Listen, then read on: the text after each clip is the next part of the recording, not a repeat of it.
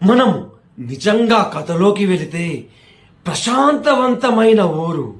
ఆ ప్రశాంతవంతమైన ఊరిలో కల్లా కపటం లేని మనుషులు. ఎవరికి చిన్న ఆపదొచ్చినా ఆ ఊరు మొత్తం ఏకమవుతుంది.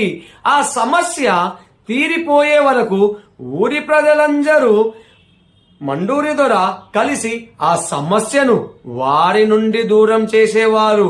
ప్రేమానురాగాలకి ఆ ఊరిలో కొరతే లేదు. ఇలా ప్రశాంతవంతంగా ఉన్న ఊరిలో ఏదో తెలియని ఒక ఏడుపు రాత్రి 12 గంటల తరువాత మొదలైంది. అది ఆడవారి గొంత, మగవారి గొంత లేదా చిన్నపిల్ల గొంత అని తెలుసుకోవడానికి ఆ మండూరి దొరకి 3 రాత్రులు గడిచాయి. ఒక విధంగా చూస్తే ఒక రాత్రి ఏమో ఆడగొంతు వినిపిస్తుంది, మరి ఇంకొక రాత్రి చూసుకుంటే భయంకరమైన మగవాడి గొంతు వినిపిస్తుంది, మరి 3వ రాత్రి చూసుకుంటే చిన్న పిల్లలు వెక్కి వెక్కి వెక్కి వెక్కి ఏ విధంగా ఏడుస్తారో ఆ విధంగా వినిపిస్తుంది. ఆ ఏడుపు శబ్దానికి ఊరి ప్రజల చెవులో నుండి రక్తం రాసాగింది.